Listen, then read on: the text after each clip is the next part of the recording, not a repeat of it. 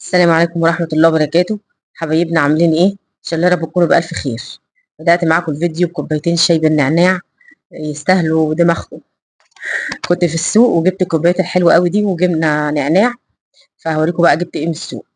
اهم حاجة المانجا يا جماعة، خلاص بقى اليومين دول اللي ما خزنش مانجا يخزن، لان خلاص بقى ايه، حاساها كده هتغلى وخلاص بقى مش تبقى حلوة يعني. جبت 5 كيلو وجبت ده كيلو اصل من الصفرة دي، عشان يوسف بقى ايه ما ياخدش من 5 كيلو بتوعنا اي حاجة. جاب لي العلبة بتاعة الطماطم، لأن أنا ما جبتش غير طماطم من السوق، وجبت لهم بقى فاكهة كده، الفاكهة في السوق بتبقى جميلة وصابحة. فرحت بقى جبنا عنب وجبنا وجبت جوافة. الجوافة دي عجبتني كده من راجل فلاح، بس جميلة أوي مسكرة. والنعناع بقى كمان كان معاه نعناع جميل. جبت بقى المضرب الجميل السيليكون ده، وجبت الكوبايات الجميلة دي، شايفين شكلها خطيرة أوي يا جماعة، وكمان مدورة كده ومش كبيرة أوي تزهق كده، لا جميلة، عجبتني بصراحة فجبتها. وإزازها كمان جميل كده يعني قيمة، مش مش من العادية يعني. خلاص بقى كده ايه، ألم ده كله واغسله الأول قبل ما احطه في التلاجة، لأن الايه الفاكهة لازم تبقى ساقعة كده اليومين دول بتبقى حلوة. هما اليومين دول في الأكل كده مش عاجبني، فالفاكهة بتبقى حلوة ياكلوا.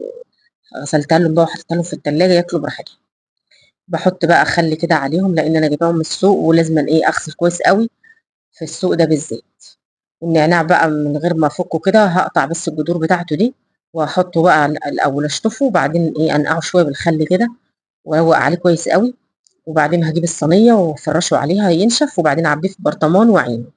ما بحبش بقى اقطفه واعينه، لان التقطيفه دي لما بتحطيها في الشاي بتغلبك، لما تيجي تشيليها وتشربي الشاي بتغلب في الشاي. انما لما تحطي العود بعوده كده وتشيلي العود بيبقى احلى. بقول لك على كل حاجه عشان ايه يبقى عامله حسابك.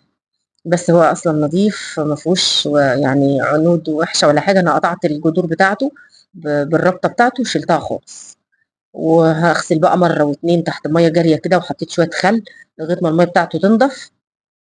وبعدين هاجيب بقى الصينية عليه الفوطة وأفرّشه عليها، وأسيبه بقى، هو بقى أصلًا الجو حَر فبينشف على طول. وأجيب برطمان بقى نضيف كده وهاعبيه فيها. بيعملوا بقى الشاي يحطوا عود نعناع فيها، بيخلّي الشاي جميل أوي، اللي بقى بيحب الشاي بالنعناع. الأول كنت باحطه في مَيّة شوية كده واسيبه، بس الجو أصلًا حَر مش هيقعد، بس كان بيعمل ريحة للشقة حلوة. الكلام ده في الشتا بقى يا جماعة كده بنحطه في كوباية كده، وبتبقى الشقة مقفّلة فما بيتبلش بسرعة، بيبقى حلو. إنما دلوقتي لو حطيته برّه المروحة أصلًا هتدبّله على طول، فأمّا بتبقي مقفّلة في الشتا بيبقى بيخلّي ريحة الشقة جميلة بريحتها نعناع كده. المهم بقى يا جماعة نغسل العنب كويس أوي، لإن العنب ده بيبقى لازم يتغسل كويس أوي، وحطيت الخل وانقع فيه والمَيّة تبقى الحنفية شغالة كده. أخلّص بقى أشطفه تاني من تحت الحنفية. ما تنسوش بقى تحطوا لايك للفيديو واشتراك للقناة وتصلّوا على سيدنا النبي محمد، وتقولوا لي رأيكم في الفيديوهات. وما تنسوش تدعوا لإخواتنا في فلسطين، ربنا ينصرهم يا رب ويحفظهم، اللهم آمين. بس كده يا جماعة، أنا غاسلة الحوض كويس قبل ما أعمله. أنا حاطة هنا بخاخة فيها كرول بتاع ده فيري، بابُخ على طول في الحوض واغسله على طول وعلى الرخامة. عايزة أقول لكم بيخلّي الحوض والرخامة تضوي كده، والنضافة بتبقى حلوة أوي. وكمان لو في أي بُقعة في أي صينية أو أي حاجة باغسلها بيخلّيه جميلة. وبتمسحي برضه المطبخ، بتمسحي الرخامة، ما باستغناش عنها البخاخة دي. هابقى أعمل لكم تنضيفات تانية وإيه، ونعمل مع بعض حاجات كتير إن شاء الله. بس بقى جِبت الطماطم كمان، شايفين الطماطم جمالها، ما جِبتش غير الطماطم من السوق. بنحط في العلبة دي من ساعة ما جبتها، وما فيش ولا طماطماية بتبوظ مني يا جماعة. تقعد أسبوع في التلاجة ما يجرالهاش أي حاجة، مناديل من تحت ومناديل من فوق. وباغطيها بقى، هي معشقة لإنها مليانة، هاشيل منها شوية كده وبعدين أقفلها عادي. بس بقى غسلنا المانجا وهاجيبها بقى أقشرها وأقطعها. أنا جايبة على قد بس 5 كيلو كده، لإن أنا ما عنديش فريزر اللي متابعني. فبس جبت 5 كيلو كده، عملنا نوبة عصير في رمضان والّا حاجة، عملت كنافة بالمانجا، فهتبقى عندي يعني. أنا كنت مكسلة بصراحة ما كنتش هاجيب، بس برضه إيه، عشان نعمل جو في رمضان كده حلو إن شاء الله. اللهم بلغنا رمضان اللهم آمين. أنا سألت برضه في السوق على زيتون، يعني ما جبتش خضار وفلفل وكده عشان إيه لسه هاروح تاني. ونبقى نخلّي الزيتون برضه إن شاء الله لرمضان مع بعض. عايزين نجهّز لرمضان بقى يا جماعة خلاص. اللهم بلّغنا رمضان. بس كده باقطّعها بقى وباشيل باجرُدها كويس أوي على القطّاعة كده بالسكينة البذرة بتاعتها دي، وبانزّل بقى كُلّه كده في قلب البولة. لو في حاجة بامسحها بمناديل عادي. وعايزة أقول لكم المانجا دلوقتي جميلة، ولو شوية كده يعني مش هتلاقيها حلوة، وكمان هتغلى أكتر من كده. أنا جايباها ب35 تقريبًا.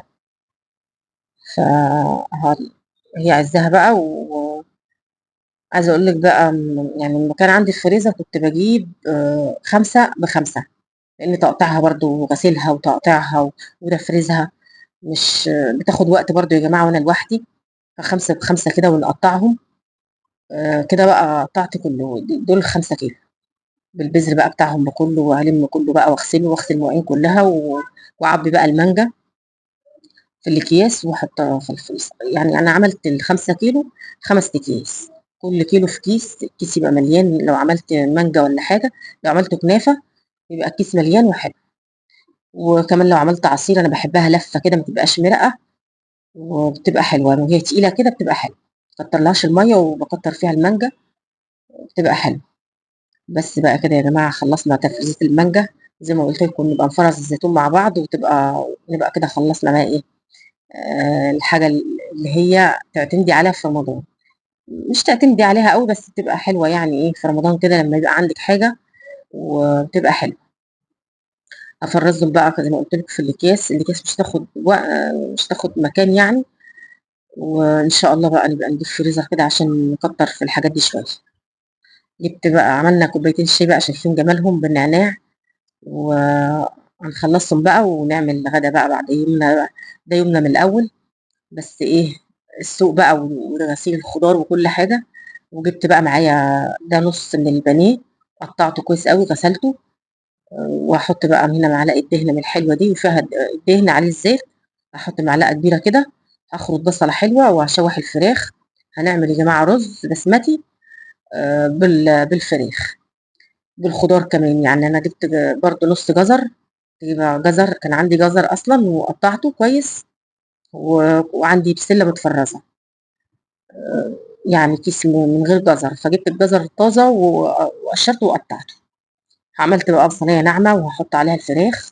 وهاشوّح الفراخ بقى واحط عليها الخضار كمان. هاحط بقى هنا كاري وكركم وبودرة زعفران وكمون وفلفل، أي بهارات بقى أنتِ حاباها. أحط برضه تحطي حبّهان، بس أنا ما حطيتش حبّهان بصراحة بيغلّبهم في الأكل. حطيت بابريكا وكمون وفلفل وكركم وكاري وبودرة زعفران بس. الأصفر التاني ده كركم ودي بودرة زعفران. بس هتصفّر الفراخ بقى وتخلّيها جميلة، وأحط بقى الجزر وأحط البسلة وأشوّح بقى فيهم شوية، وبعدين أحط الرز ونزيده بمَيّة سخنة. عايزة أقول لكم بيبقى جميل أوي يعني. برضه باشطف البسلة أمّا باطلّعها من الفريزر باشطفها كده من أي تلج. حطيت عليها الجزر فريش وبس كده. أشوّح فيهم بقى على قد ما أقدر، وأحط الرز وأضبط ملحه وخلاص كده يا جماعة. دول شوية رز كده كانوا عندي، هاغسلهم بقى كويس ونحطهم بقى. ما تنسوش يا جماعة تصلّوا على سيدنا محمد وتحطّوا لي لايك للفيديو واشتراك للقناة.